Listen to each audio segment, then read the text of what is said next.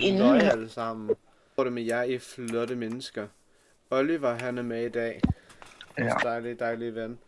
Ej, skal du bare have sagt, vi har en gæst med i dag, så kan han selv sige sit navn. Det vil være lidt bedre, når man skal bytte. Det er for sent. Okay. Nå, men i dag bliver så part 2 af vores dejlige Minecraft-server. Så jeg er slet ikke inde. god til at bygge, og endelig hun er ikke inde endnu, fordi hun er langsom. Nej, det skulle da fordi, som jeg sagde lige før. Jeg har lavet fundet, hvor I er. Oh my god, hvis hun bare lige tog hende, jeg tror, faktisk næsten hele videoen og til mig. Og må jeg fortælle dig det værste ved det, Ols? To sekunder. Jeg gav hende også koordinater. Gav? Giv mig sekunder. Jeg tager lige hurtigt lidt ned for jeres lyd, fordi altså, jeg tror, at dem, der ser recordingen, kommer til at rolig. Der er ikke nogen grund til at råbe ind i mikken. Hvad har jeg gjort irriterende? Så er det lige præcis det, de gerne vil se. Det ved jeg ikke. Nå, men ja. Hvordan har jeres dag været i dag? Hvad sker der? Husk. Sådan jeg har det med TikTok, fordi der er jeg altså også meget, så jeg vil gerne få postet noget. I hvert fald et par videoer om ugen, ellers så føler jeg det sådan lidt. Jeg vil bare godt have, at folk skulle kunne se videoen her og tænke, når han poster altså fint nok meget, og så det er ikke fint, altså fint nok meget, så de kan se mine videoer, faktisk vores videoer, mener jeg. Og jeg prøvede lige at mine noget kul med hvad hedder det, jeg vil lige sige noget dumt. Jeg prøvede lige at mine noget kul med en pickaxe, så det man skal. Jeg vil lige sige, jeg prøvede lige at mine noget kul med en økse. Ja, okay. Okay. Det kan man også jo. Man kan, men jeg tror bare ikke, at man får kullet så. Nej. Jeg var nok lavet en dør. Ej, det værste var sådan for sådan 3 minutter siden nu. Så havde jeg faktisk en dør. Ja. Hvor er jeg glad for vores lille server her. Men hvis Oliver han havde en YouTube, så har jeg linket hans YouTube, men men det har han ikke, så derfor er det bare hans TikTok. Så ja, den kommer op helst det. På noget jeg ikke ved, hvordan man gør. Jeg dør nu. Det er nu jeg dør. Nej, jeg døde ikke. Ej, hvor jeg går. Inde på Instagram, så kan I skrive til os og sende os et billede af jeres yndlings eller første Minecraft-hus, hvis I har et billede af jeres første Minecraft-hus. Oh my god, det har jeg. Så kan du være en del af det, Oliver. Ja. Ej. Du går ind og stalker vores Instagram, du gør bare. Ja. Det er min nye taktik nu. Ja, det virker godt. Mængder. Jeg ved ikke, hvorfor jeg skal vælge også en... Du må altså godt bo meget tæt på os, hvis du vil. Ja, men det er også lidt en plan.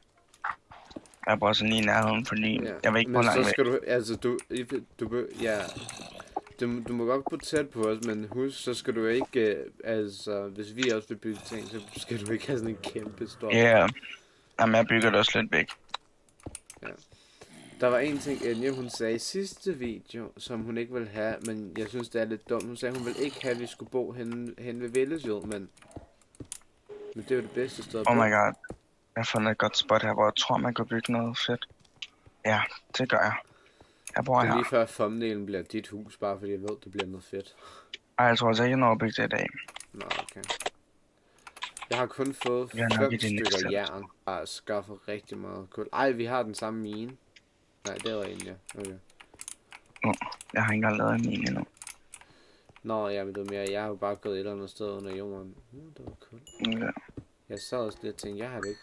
Oh my god, jeg tror det var det var dig, som står ved siden af mig og tænkte, hvad fanden laver du? For det kræftede med zombier. Men jeg synes i hvert fald, at... hvad hedder det nu? At vi giver desværre ikke lige, at der kommer flere videoer for jer af. Ud til jer af i hvert fald. Men det Ja, jeg undskylder jeg så sige- desværre for. Hvis jeg Men kunne, det så går ville jeg op. give dig så ville jeg give jer sådan en video hver 3. dag. Ja. Eller hver 3. til 2. dag i hvert fald. Men Det det er også kunne bare man fordi, noget så har I spise noget at se. eller Jeg ved ikke, om I kan lide vores videoer. Altså, det er jo også lige en smagssag. Ja, men det er jo også, altså, de bliver jo bedre og bedre med tiden jo, altså, når man er mere øde i det og sådan noget. Men på nogle punkter, så tænker jeg også, fordi hvis du har set videoerne, altså kvaliteten er ikke det bedste. Nej. Og det er på grund af, at vi sender det over driv, og hvad hedder det nu? Også bare andre ting i alt jo. Mhm. Så derfor kan vi ikke få så god kvalitetsvideoer. Og jeg tror faktisk, dem der ser, de er nok lidt ligeglade, men det er også mere det bedste for dem, hvis du forstår mig. Altså, de kan se noget med god kvalitet, i stedet for at de kigger på et eller andet, og man så tænker, Det ser ulækkert ud. ja. For jeg vil i hvert fald godt have, at I skulle kunne se noget, hvor man kigger på det og tænker, wow. I stedet for at man kigger på det og tænker, Jo.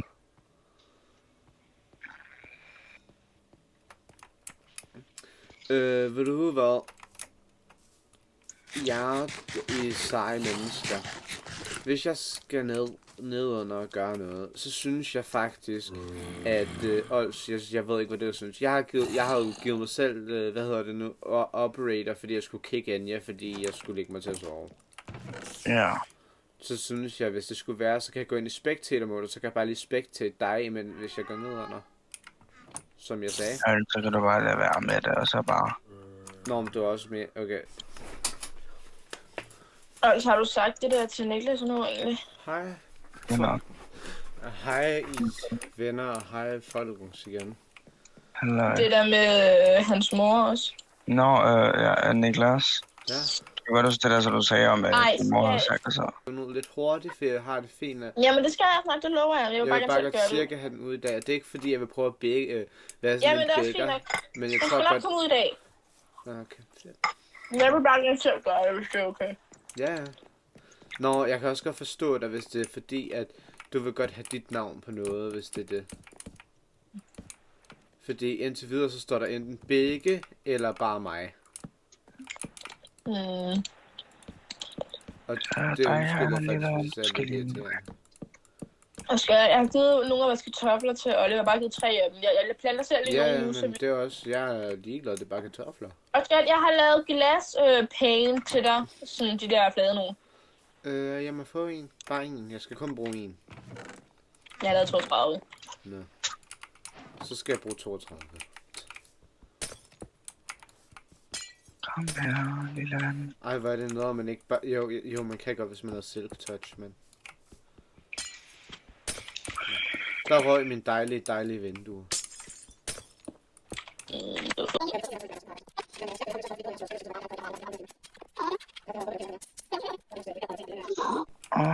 Det Oliver sagde.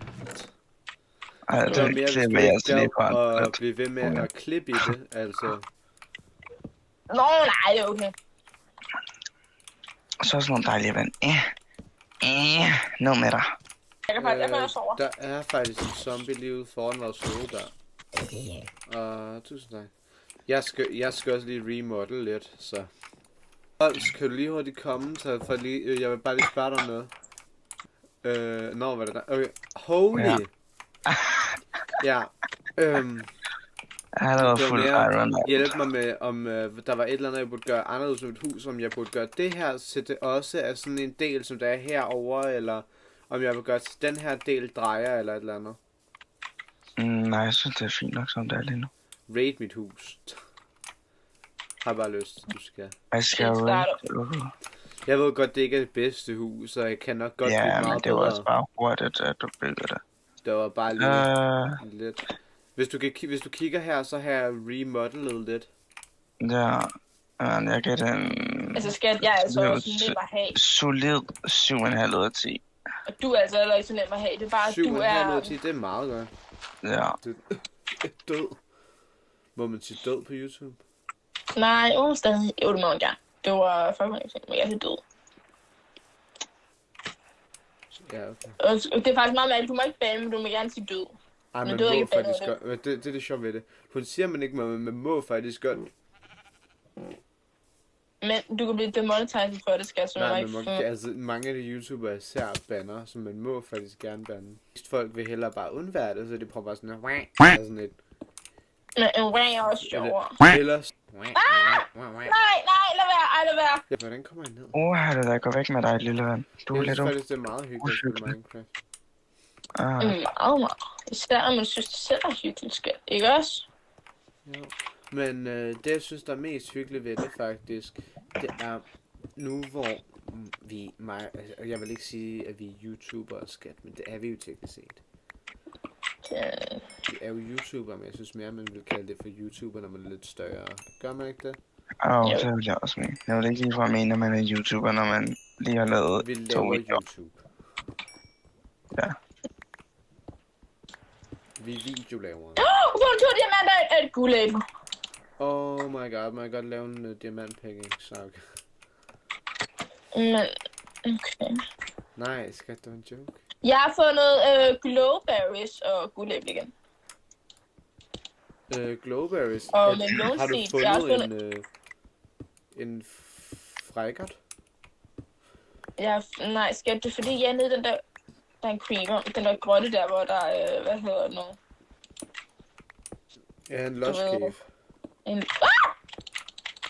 Det er også det, jeg mener med en frækkert. Det tror jeg faktisk godt, Oliver han forstod, hvad jeg mener med en frækkert. Mhm.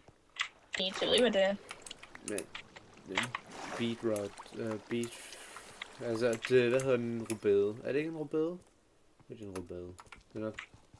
Nu har jeg fundet, hvad det Hvis her? det er beetroot, tror jeg det hedder, så er det en rubede. Nu har jeg fundet lapis. Lazuli. Masuli. Jeg ved ikke lige, hvor jeg kan finde tilbage til, men Jeg skal virkelig sige Holy, der er 4 creeper. Hvis I... Nå, men skat, har du slået din filmeting til, eller vil du hellere bare se, have man kun skulle se Jamen, det? jeg vidste ikke, at du sagde, at du ikke ville have det, så jeg gjorde det ikke. Nå, nej, det var... Undskyld, det var ikke sådan. Du må gerne, hvis du har lyst. Jeg mener bare nemmere med, at det vil nok bare være lidt hårdere for dig at edit til sidst. Det går. Nej, lige så tror jeg faktisk, det ville være sjovere. Men så gør det. Jamen, det er fordi, jeg er så god til. Heldigvis, jeg kender... Har du ikke lyst til? Og her er en lille speed-up af Niklas dø igen.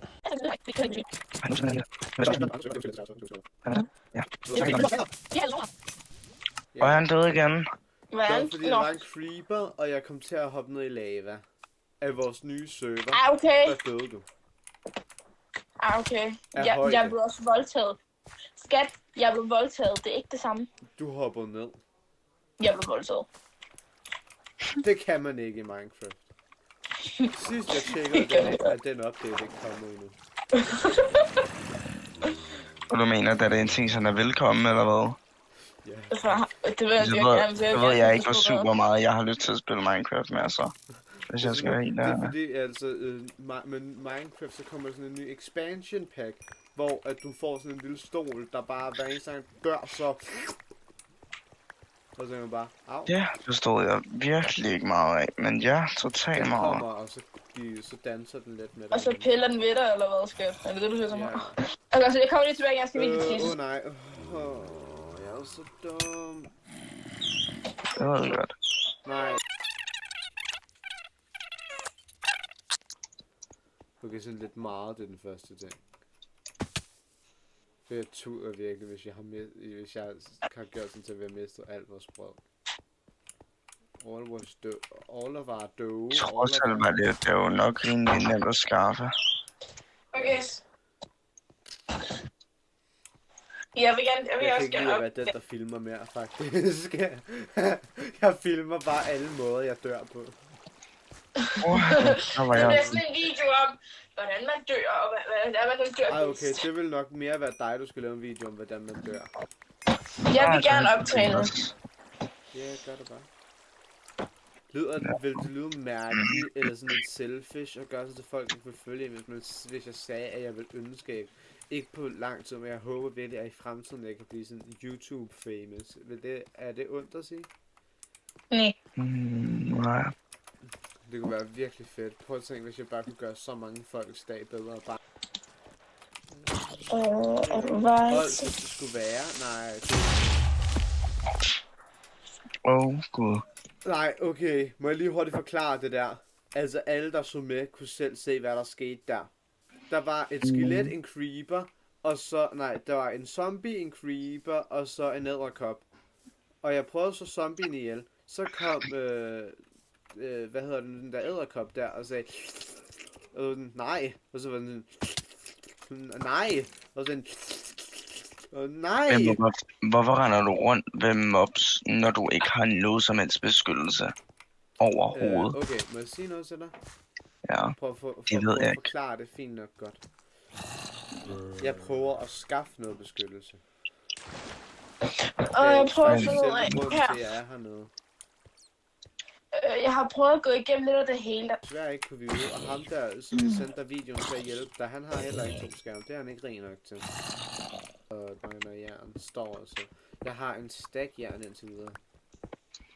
Det er det bedste ved at hver eneste gang vi spiller her, så filmer jeg hver eneste sekund. Alting bliver filmet. Så I kan aldrig sige, at jeg snyder, fordi I kan selv se det. I kan tjekke filmen. Footage. Men nu ved vi sådan rimelig meget skal der Jeg undskylder stadig virkelig for at gøre det på andre servers. Det har jeg været rigtig dårlig til at lade være med at gøre. Ja, men det er også bare, det har bare været sådan en god måde at prøve at træne mig selv til at bygge. Og jeg har altid bare ville have, at det skulle være inde på en server med dig, så du altid kunne se mine creations.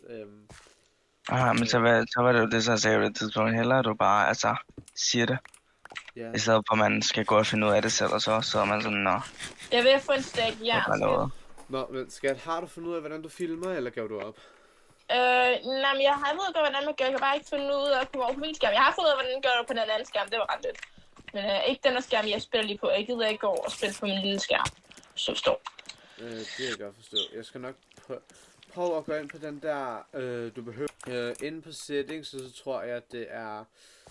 Jeg ved ikke, om det ville være dumt, hvis jeg gik ind for at vise dig det, fordi altså... Nej, de kan jo stadig kun se Minecraft, så... Det er mere... Min skærm ligger bare hurtigt her der. Jeg graver lige mig selv ind i en væg. Okay, jeg skal nok lige gøre det. Og alligevel dem, der ser, er lidt ligeglade, hvem de ser POV fra.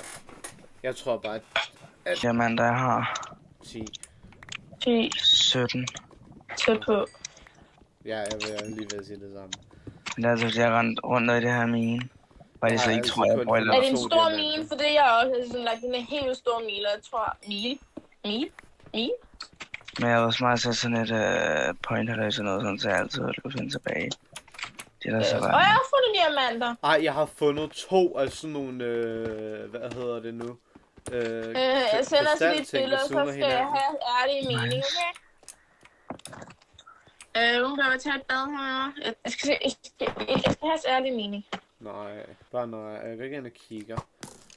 Jo, gør det. Nej, det gør jeg faktisk ikke. Kom nu ind og kigger for sjov. Jeg ved godt, det er bare et billede af dig, der står under noget vand. Nej, det er det ikke. Det er så dig, der står under regn. Nej, jeg kan ikke hjælpe dig. Jeg kan faktisk have en kig. Jeg burde ikke kigge. Jeg rammer ikke til at kigge. Nej, jeg dør nu, hvis jeg kigger. Okay, jeg fandt dig. Jeg kom ind på det, mener jeg. Og for jer, der ser, og nok undrer jeg over, hvad hun sendte. Det var bare et billede af lava. Altså bare et billede af et kæmpe oh my god, gå væk små venner. Det må ikke være med mig. Bare lige, han snakker ikke til jer. Han sidder og snakker til alt, der sker. Alt andet. Alt andet end det, han burde. Det er jo fordi, han burde snakke med dem. Han må gerne. Selvfølgelig burde han det. For vil du vide, hvis han ikke snakker med dem, ikke også? Så har han voldtaget sin bedstefar. Så har du tænkt på mig også, fordi du har heller ikke snakket med dem. Hej mennesker. Jeg har en creeper i luften 1 centimeter ved siden af mig. Det elsker jeg også bare. Det er simpelthen min yndlingsting. Ej, hvorfor gør den det? Lad være. Hvad? Nå, Oh ødelægger my TikTok. god. Her er nok det blindeste, dummeste menneske nogensinde. Og jeg tror, at dem, der ser videoen, er enige med mig. Jeg sidder og leder efter en cave, Oliver. Altså indgangen til den der cave, jeg var i. Og lidt efter, så finder jeg en anden indgang, som der går ned til samme cave, men det er fint nok langt væk fra. Ja. Og så går jeg ud af den udgang, for jeg vil sætte en ting, og så kigge, når jeg kommer ud, så kigger jeg, så er den 1 millimeter ude foran huset. Altså sådan næsten lige udenfor. Ja, jeg vidste faktisk ikke før nu, at for mest folk i USA, så er der normalt kun at gå i bad 1 gang om ugen. What the fuck? Det gør du på tid, det gør det hver anden uge eller noget. Ja, det er bare hver søndag.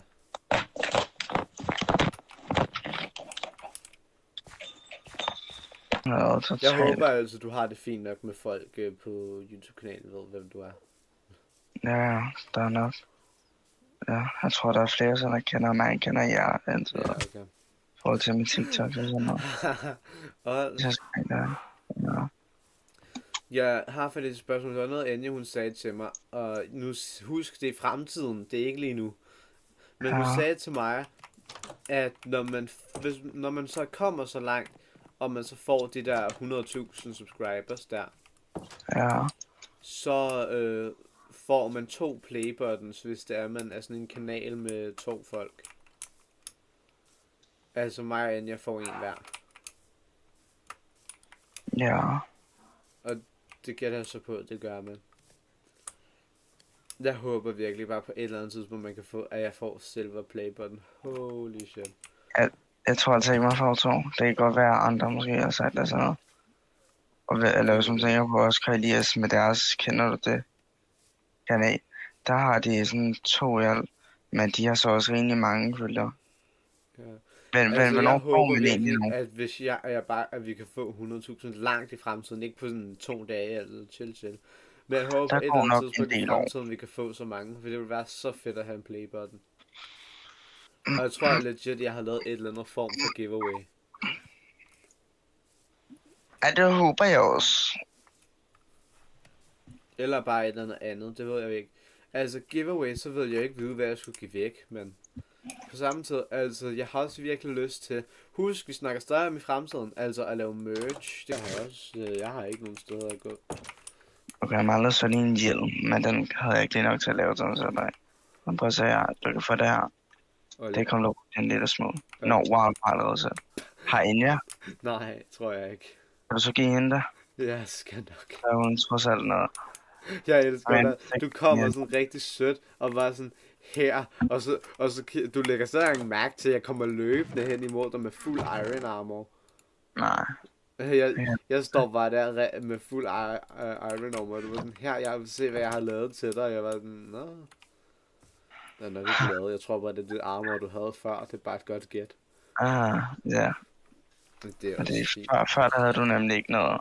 Nej, men det er jo bare en sød tanke. Jeg griner, hvis jeg kommer op, og så ender hun også har nu. Ja, det kan være så sjovt. Altså, jeg kan sagtens bare opgradere mit, så... Jeg er i chok over... Jeg gætter på, at du har lavet Iron Tools først, ikke? Jo. Nej, min Diamant Tools. Jo, det har jeg også. Og så har jeg næsten fået... Jeg kan altid huske, du har altid sagt til mig, altid lave tools, før du laver armor. Ja, tools er meget bedre. For eksempel som spiller hardcore, så... Ja. Nej, du har ikke sat noget vand dernede, jeg mærke til. Zombie. Ja, men hvis du lige får så går ind, så går der lige et sekund eller 2, hvor de ikke attacker dig. Så smart er det. Som det er på mig, der fortalte på, tror jeg faktisk. Ja, jeg tror sådan lidt, jeg havde glemt det, fordi jeg fandt ud af det, da jeg selv gjorde det på et tidspunkt, men så var jeg sådan, om det er da meget smart.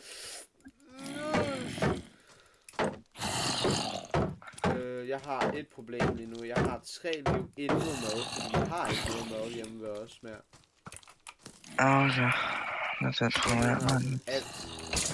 Alt mad.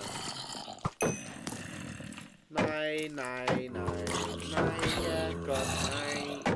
Altså, jeg render bare rundt her ved min farm og høster den og fodrer mine dyr, fordi, ja. Så får jeg lidt dyrt, ja. der sker noget med vores farm. Den skal jeg også høste. Altså med glæde, jeg vil gerne høste den.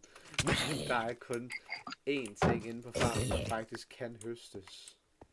Altså, jeg har fået sådan rigtig mange ting indtil videre på min farm. Jeg er ligeglad om det her det er dumt. Nu spiser jeg bare noget rådden flæsk. Det kan godt være, det giver mig hunger, men...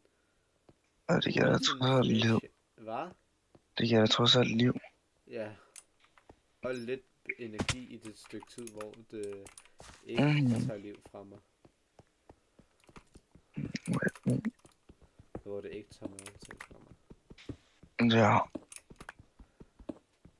Ej, jeg sidder bare og graver ud lige nu til sådan, så jeg kan lave endnu mere farm, fordi shit, det tager lang tid, når man ikke har en særlig over farm.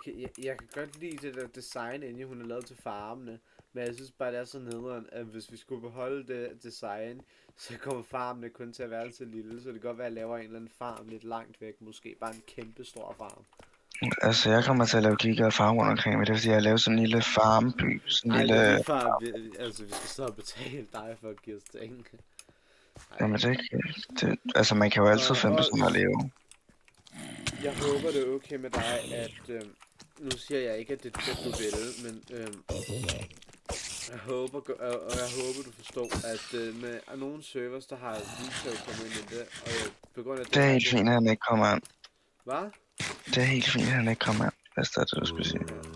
Fordi det her er mere sådan YouTube-server, hvor at fordi du er min allerbedste ven, så får du lov til at komme ind.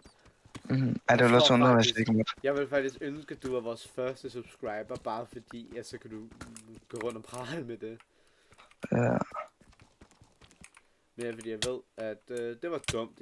Jeg glemte lidt om, at edderkoppeøjer, de er forgiftet. Så nu er jeg på et halvt liv. Og lad os bare sige, der er 5 edderkopper sådan en centimeter bag ved mig. Så hvis jeg bare gør en lille forkert ting, så er jeg plask. Og jeg kan heller ikke kæmpe imod zombier. Jeg skal bare være heldig, der er et skelet og en zombie det samme sted, så de kan kæmpe imod hinanden. Og så skal jeg være heldig, at skelettet er den, der vinder. Nej, faktisk ikke. Fordi jeg skal bare være heldig, at skelettet får det lavt, og så zombien vinder, fordi skeletter er... jeg kan ikke komme tilbage! Nej!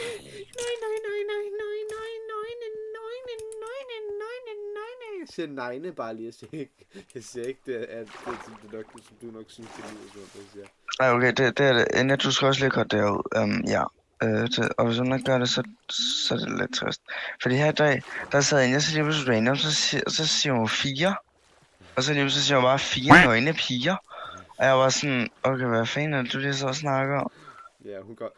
Jeg har en følelse, hun ikke kommer til at cutte det, men hun kommer til at gøre noget andet. Hun elsker at bruge den der lyd. Hun kommer nok til at være sådan... Ja.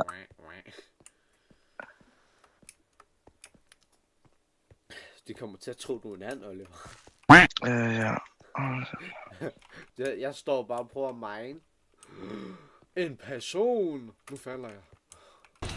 Hello, motherfucker. Oh my god. Jeg tror faktisk, hvis skeletterne var rigtige personer, altså hvis der var sådan et game mode, som vi spiller, hvor at, man faktisk skulle spille som et skelet, så tror jeg, at det skeletter flækker og grin.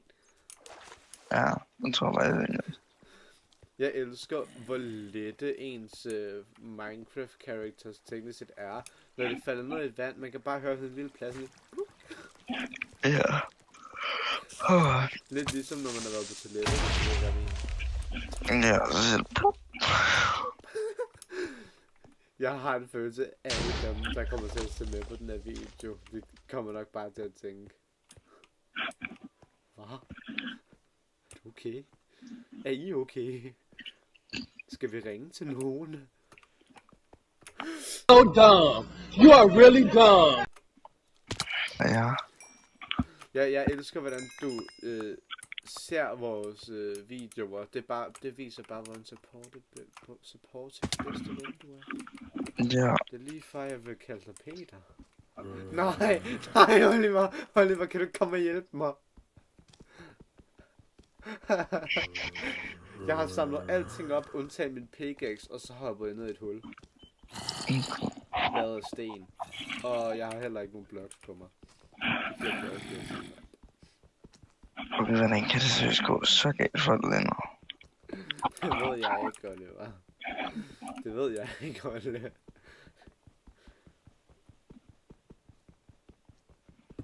Blok.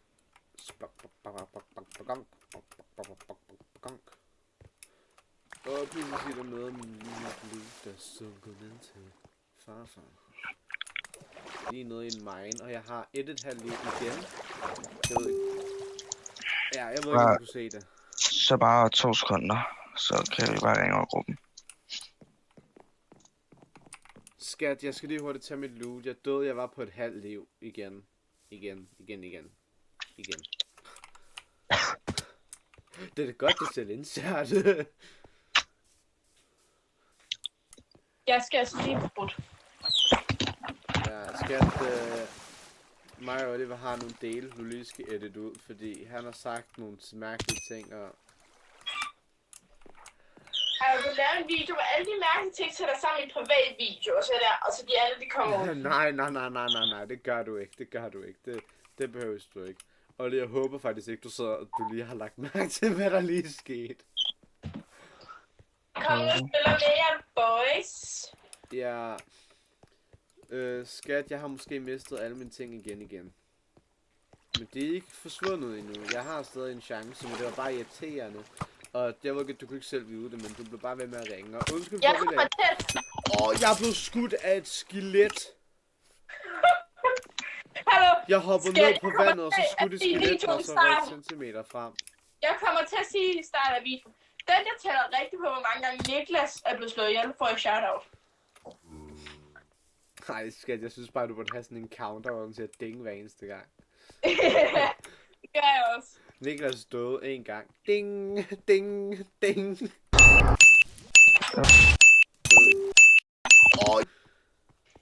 Ej, men undskyld, det er bare altså, at...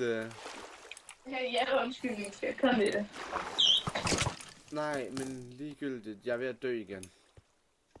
Er du Men det er ganske fordi, at du ringede til os, fordi at bare lige Du ved bare være med at lagt på for det. Nå, det var fordi min timer det. Ja, du kan bare lade være med at sende lorte timer til, så der larmer lidt meget. dum timer, der sagde bring, bring, bring, bring, bring. Og jeg sidder bare her, og jeg filmer Det er desuden overdrevet. Nej, men den larmer bare, altså. Og jeg sidder her og filmer en video, og jeg har det bare synd for alle dem, der lige skulle høre med. Hola, niño! Så var der bare et skelet fra himlen af. Spiller det der musik. Så jeg fandt heldigvis. Jeg mener det, fordi at jeg kom ned, ikke? Og så jeg min økse, og jeg blev så glad. Og så forsvinder den bare foran øjnene på mig. Vi skal sende en lille eller et eller andet.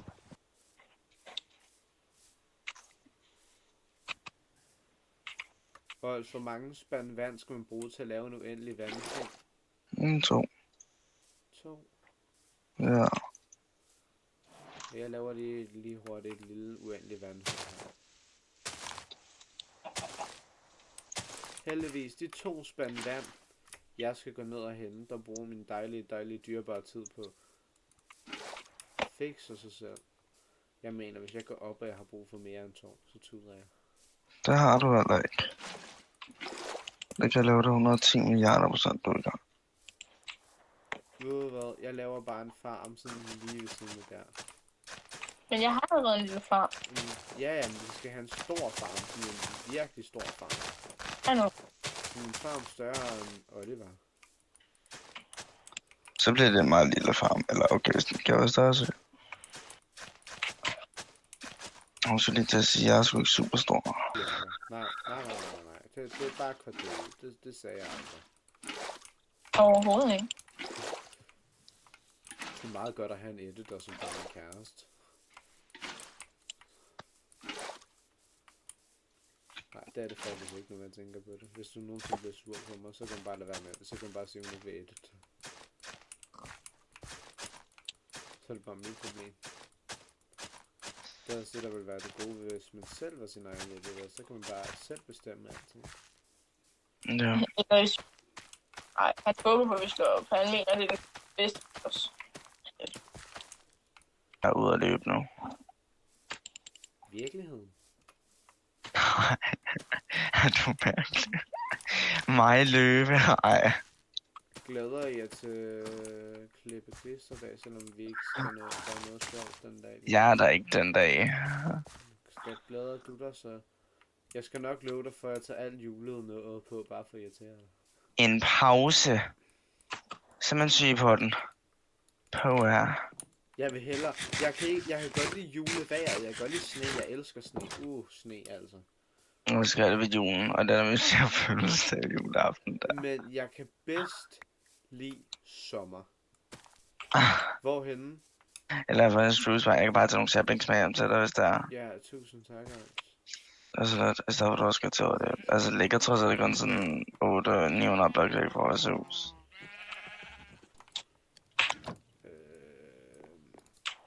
Ja, er det okay, at jeg skal være et par saplings? Ja, jeg skal alligevel også lige skaffe et par buske. Fang på hunden. Fair nok. Altså, det er som om, at... Katte? Nej, Creepers er også bange for katte.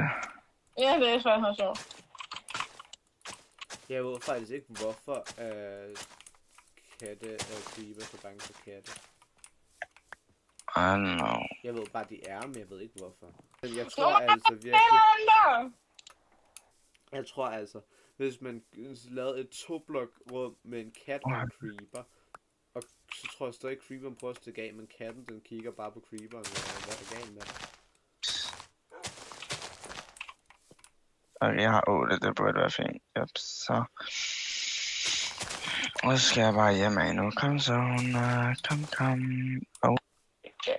Men skat... Nej, du skal have et billede af hele huset.